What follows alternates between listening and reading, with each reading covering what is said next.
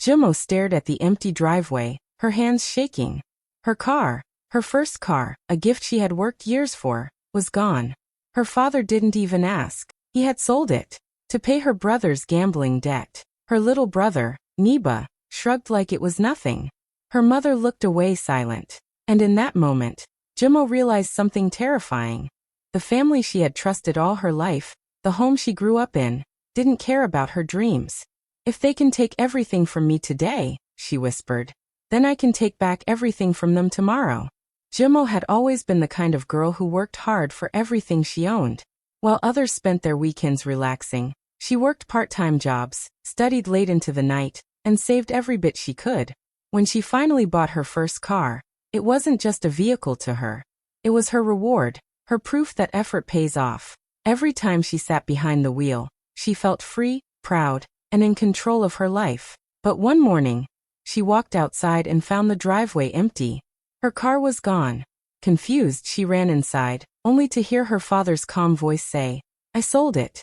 Your brother needed help." For a moment, she couldn't even breathe. "You sold my car?" she asked, hoping she had heard wrong. Her father didn't even look guilty. "Family comes first," he said firmly. Her brother, Neba, shrugged like it was nothing, and her mother stood silently in the corner, eyes avoiding Jimo's. The room felt colder than ever. Jimo's heart sank as she realized that everything she had done for her family meant nothing. She had paid bills, helped with groceries, contributed to fixing the roof, all without being asked. But when it came to her turn to be respected, they treated her like she didn't matter. It wasn't just about the car.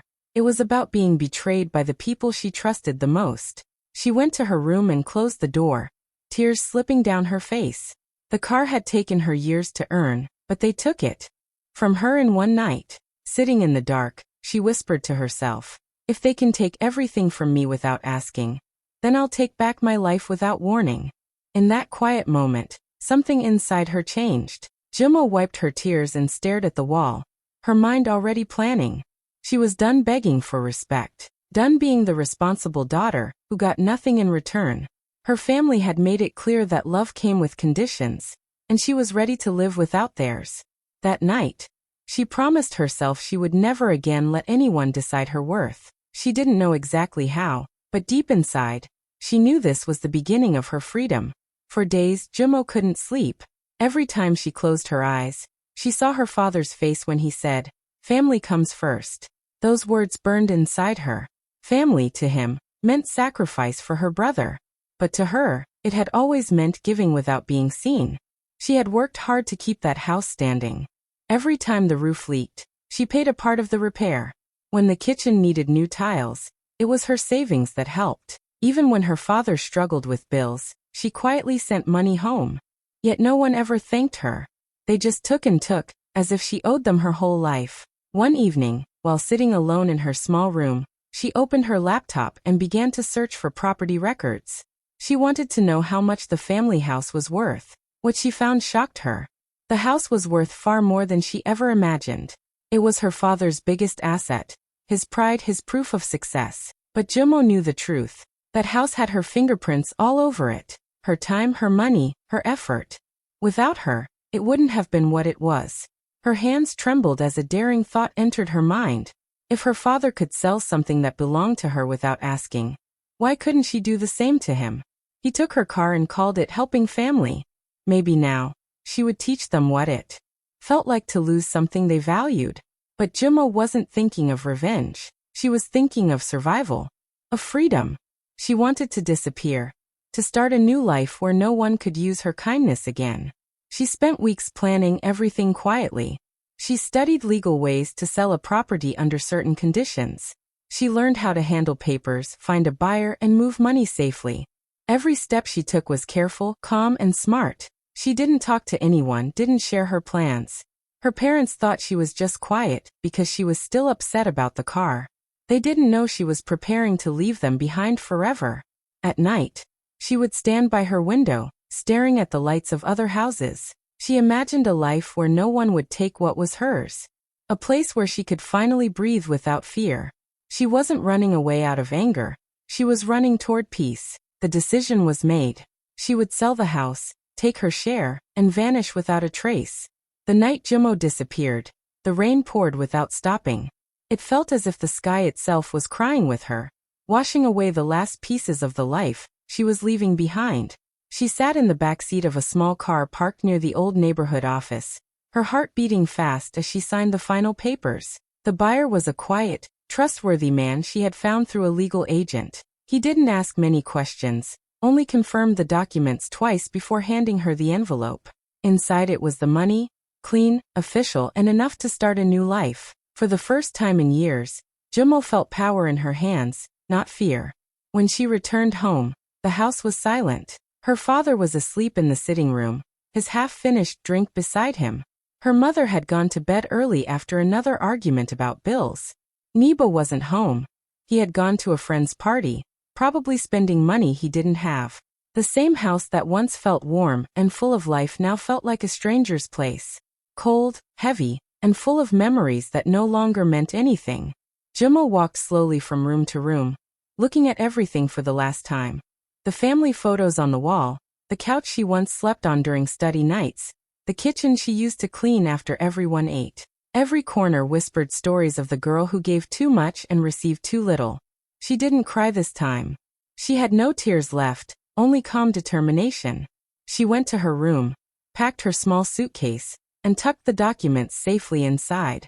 On the kitchen table, she placed a folded letter. It wasn't long, just a few honest lines. I hope you all learn what it means to respect someone who gave everything. No anger, no insults, only truth. It was her final goodbye to the people who taught her how painful love could be. Before leaving, she took one last look around. The rain outside had softened, and the wind carried the scent of wet soil. She stepped out quietly, locking the door behind her. The keys, which once represented home, now meant nothing. She slipped them into the mailbox and walked away without turning back. By morning, when her parents woke up, Jimo was already far away. Her phone was switched off, her room empty, her bank account cleared. No one knew where she went or how she managed it. The neighbors said they saw her walking toward the bus station late that night, carrying only one bag and an umbrella. To her family, she had simply vanished, like a ghost. But to Jimo, it wasn't disappearance. It was freedom. For the first time, she wasn't running from pain, she was running toward her peace, her future, her new beginning. Jimo arrived in the city with one suitcase, a little money, and a heart full of hope. Everything around her was new. The tall buildings, the busy roads, the noise of traffic and laughter mixed together. It was nothing like her old town, where everyone knew her name and her family's problems.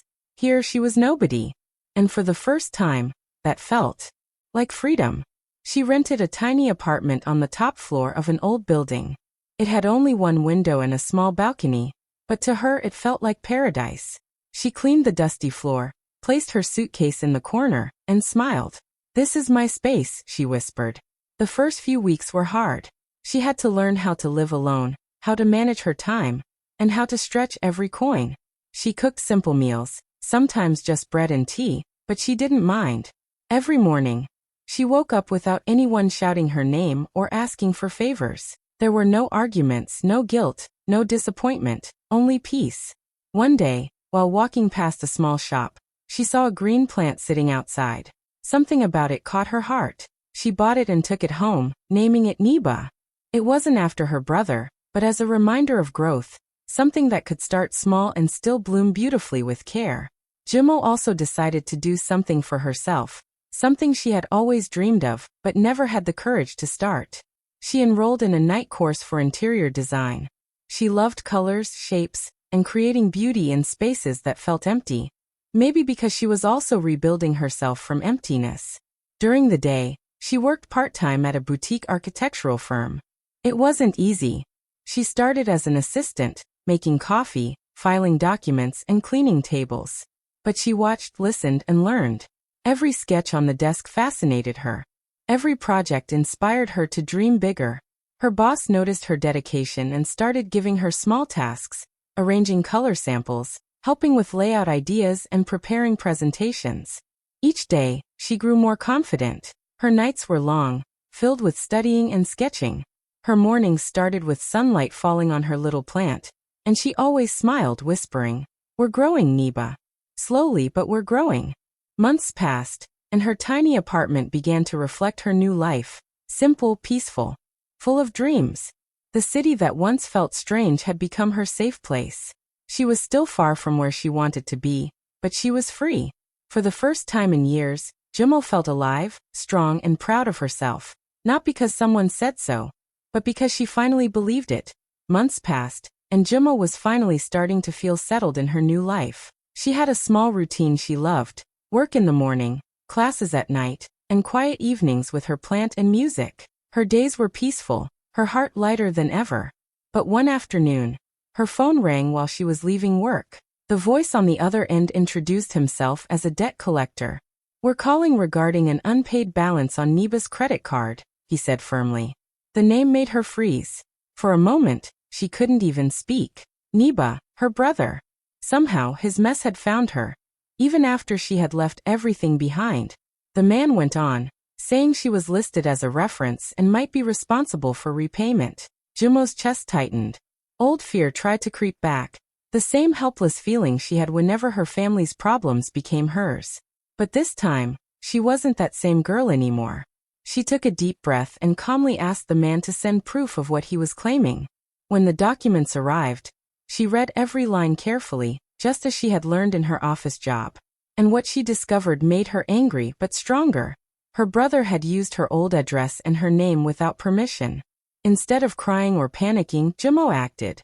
She gathered her payslips, her ID, her new lease, and all the evidence proving she had no link to that card. She went to the Consumer Protection Office and filed a report. For the first time in her life, she stood up for herself legally, without asking anyone for help. It wasn't easy. She had to wait in long lines, explain her story over and over, and face people who didn't care much. But she didn't give up. She had lost too much once before. This time, she was fighting for her peace. Weeks later, she received an official letter confirming the issue had been cleared. She wasn't responsible for any of her brother's debt. The relief that washed over her was something she had never felt before. She smiled, holding the letter close, realizing this was more than just a victory. It was proof that she could protect herself, no matter what came her way. That evening she returned home, watered her little plant and whispered, "We did it." She knew more challenges would come. But she also knew she wasn't the weak, scared girl her family once controlled. She had learned to stand on her own, and that strength, she would never let anyone take away again. One evening after her classes, Jimo was working her usual shift at a small cafe near the design school. It wasn't a fancy place, but she liked it there. The soft lights, the quiet music, and the smell of coffee made her feel at peace.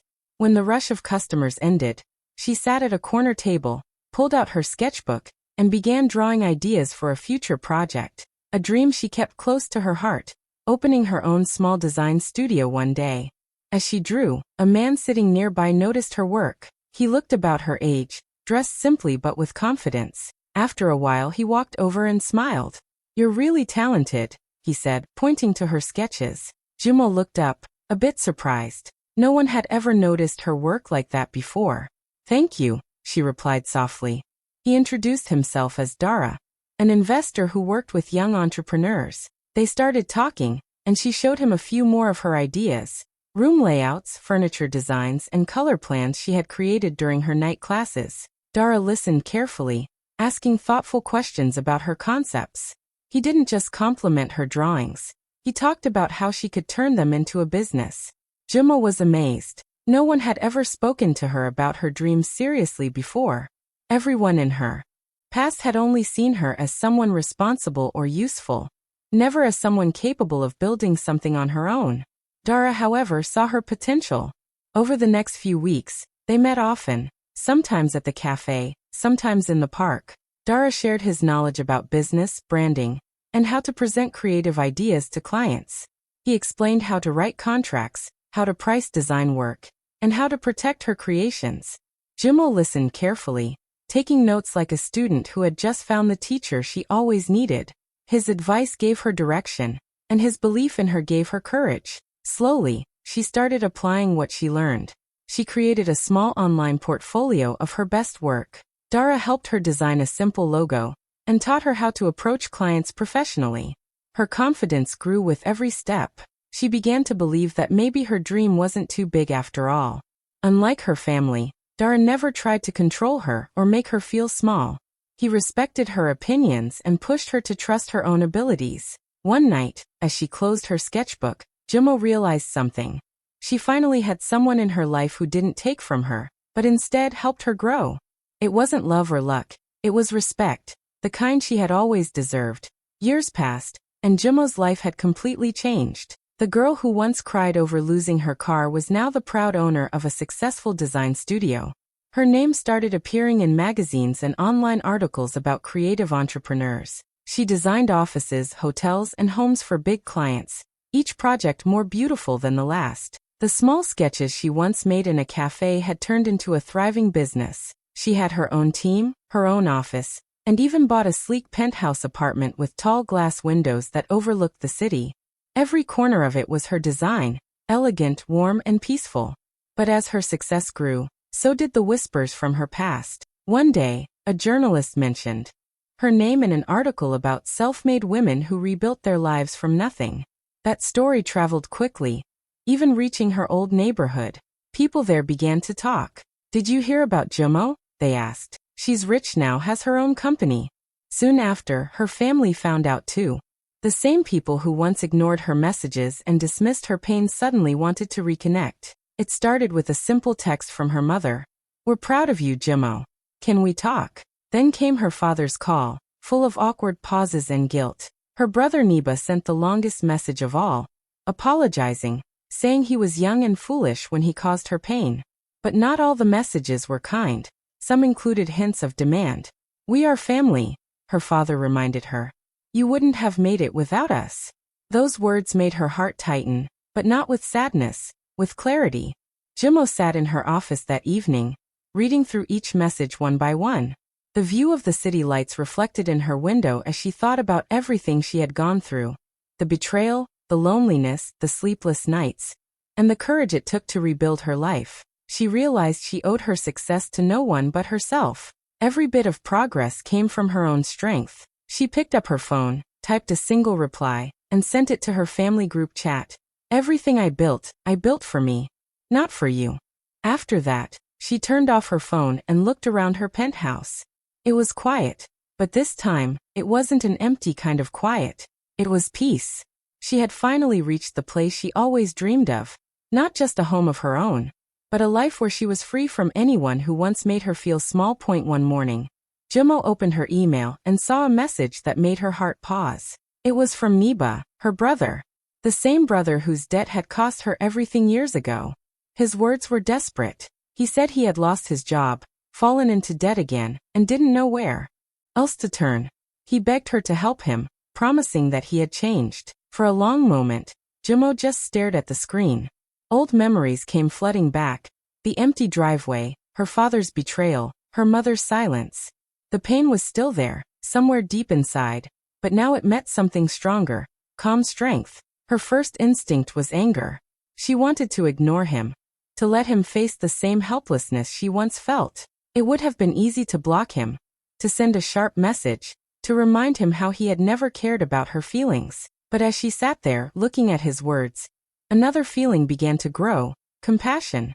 She realized revenge wouldn't heal her. She had already won in the most important way, by building a life that no one could take away from her. So instead of sending him money, Jimo replied with something simple yet powerful.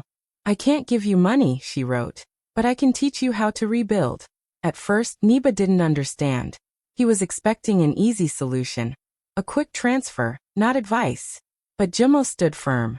She invited him to visit her studio, not as a brother asking for help, but as someone willing to learn. When he arrived, he looked ashamed and nervous. It had been years since they had seen each other. Jimo welcomed him politely and handed him a folder filled with business notes. She began teaching him how to manage money, create budgets, and plan his goals. He listened quietly, sometimes too embarrassed to look her in the eyes. Day by day, she showed him the same discipline she had once used to build her own life. It wasn't about revenge anymore. It was about showing him the right way. Months later, Neba got a small job managing accounts at a local store. He thanked Jimo for her guidance, saying she had given him something more valuable than money, direction. Jimo smiled, knowing this was her real victory. She had turned her pain into wisdom, and instead of letting bitterness win, she had chosen peace. That night as she sat by her window, she realized true power wasn't about payback. It was about staying kind and strong, even when you had every reason not to be. Jimo's little studio, which had once been a corner of her tiny apartment, grew into something remarkable. Her designs were bold, fresh, and full of life. She transformed small spaces into warm, inviting homes and turned ordinary offices into places that inspired creativity. Word spread quickly, and soon clients from all over the city, and even other towns, wanted her work. Every project she completed added to her reputation. People began to notice not just her talent, but the story behind her talent. The girl who had vanished from her family home and built something incredible from nothing. Magazines ran articles about her, calling her the woman who reclaimed her life and built her dreams. Television interviews followed. On camera, she always smiled gently, sharing her experiences without bitterness, explaining how hard work, determination, and belief in herself had shaped her life. Journalists were captivated not only by her creativity, but also by the courage it took to leave behind a life that no longer valued her. Every story emphasized that Jimo had turned betrayal into fuel for her success. Soon invitations came pouring in. She was asked to speak on panels about entrepreneurship and design. She attended charity events, sometimes mentoring young women who had been through similar family struggles. They would sit around her, eyes wide, as she spoke about taking control of your own life and standing strong even when others let you down. She never boasted about what she had taken from her family. She focused on what she had created for herself. The women she inspired left those events feeling lighter, braver, and more determined to face their own challenges. Social media picked up her story quickly. Her interviews and articles were shared thousands of times, and soon millions of people around the world had seen her journey. Comments flooded in, messages of support, admiration, and gratitude from people who had felt overlooked, undervalued, or betrayed. Many said her story gave them hope that they too could rise above hardship. Others shared their own struggles, thanking her for showing that it was possible to turn pain into achievement. Even though she had once been invisible in her own home, Jimo could no longer be ignored.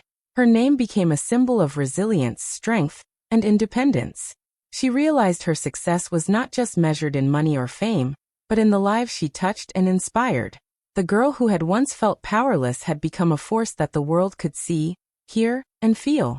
And every time she looked around her busy studio, bustling with projects and creativity, she felt proud, not because she had proven anyone wrong, but because she had finally built a life that was entirely hers. One afternoon, as Jimo was reviewing a new project in her bright studio, the receptionist told her someone was waiting to see her. She looked up and was surprised to see her mother standing nervously at the doorway. Her mother's face was pale, her hands twisting a scarf, eyes full of apology. She stepped in slowly, looking around at the bustling office, the sketches on the walls, and the busy team moving efficiently. Jimo felt a small flutter of old memories, but it was nothing compared to the calm she had built inside herself over the years. Her mother hesitated, then spoke softly. Jimo, I wanted to say I'm sorry. For everything. For the car, the arguments, the times we didn't see you. Her voice trailed off, and for a moment, Jimo thought she might cry. But she didn't. Not anymore. She had already faced the pain, turned it into strength, and created a life no one could take from her. She stood, walked to her mother, and with a gentle smile handed her a cup of tea. I've forgiven, but I've also moved on, Jimo said quietly, her voice steady and calm. There was no anger, no bitterness, only clarity. She didn't need her mother's approval or validation. She didn't need anyone from her past to acknowledge her worth. That chapter of her life, filled with control, entitlement, and betrayal, was closed. She had let it go, not because they deserved forgiveness, but because she deserved peace. Her mother looked at her, a mixture of relief and sadness in her eyes. She nodded slowly, understanding that Jimo was no longer the girl who had waited silently for recognition. Her father, brother, and sister were all distant memories now, shadows of a past that could no longer reach her. They had tried to control her, take from her, and diminish her, but she had outgrown their influence completely. Jumo turned back to her office, watching her team work, the sunlight spilling over the sketches and models she had created. She felt the full weight of freedom, the satisfaction of knowing she had built everything with her own hands, her own mind and her own heart. No one could take it away, and no one could ever define her value again. She had created a life of independence, respect, and self-reliance, a life where she was in charge of her own destiny. For the first time in years, she breathed fully, completely, and without fear. The past was gone, and the future was hers. She had forgiven, moved on, and above all, she had become the woman she was always meant to be, strong, free, and unstoppable. They sold my car to bail out my brother, but I sold the house and discovered the only family I truly need is myself.